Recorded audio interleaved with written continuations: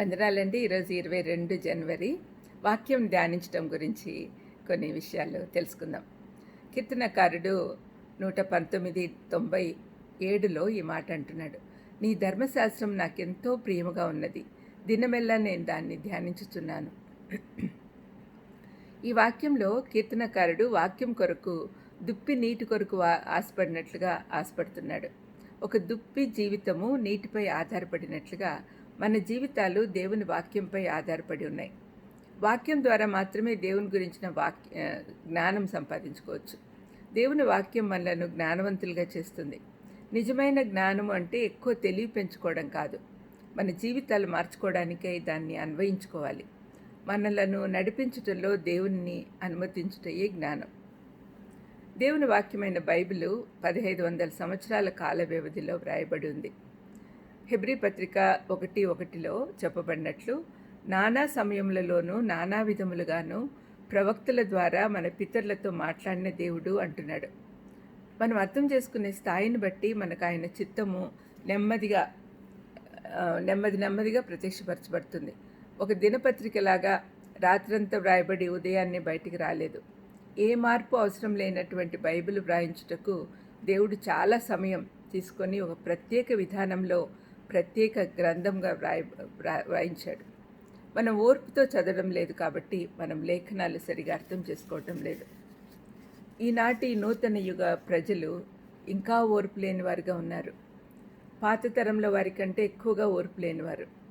ఈనాటి ప్రజల జీవితంలో ఫాస్ట్ ఫుడ్, జంక్ ఫుడ్ లాంటి వాటితో మునిగిపోయింది.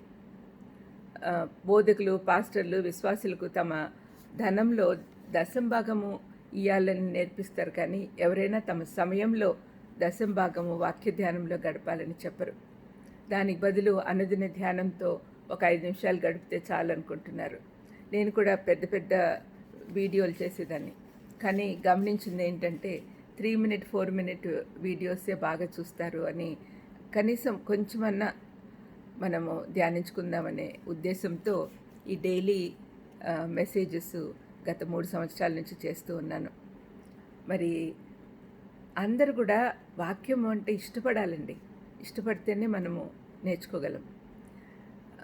ఇజ్రాయేలీలకు వారి అరణ్య పయనంలో 40 సంవత్సరాలు మన్నాతో తన ప్రజలను పోషించినట్టుగా దేవుని వాక్యంతో మనం పోషింపబడాలి. నిర్గమకాండం 16వ అధ్యాయము 14 నుంచి 36లో మన్నాను గురించి చెప్పబడింది. దయచేసి చదవండి. ఈ విత్తనాలు లాంటి పదార్థము ఆకాశం నుండి రెడీమేడ్ ఫుడ్ లాగా వాళ్ళ మీద ఒక హెలికాప్టర్లు వేస్తారు చూడండి, అలాగా రాలేదు. దాన్ని ఏరుకోవాలి. దాని వివరణ సంఖ్యాకాండము 11:7-8లో వ్రాయబడింది. ఆ మన్నా కొత్తిమీర గింజల వలె ఉండెను, చూపునకు అది బోలం వలె ఉండెను.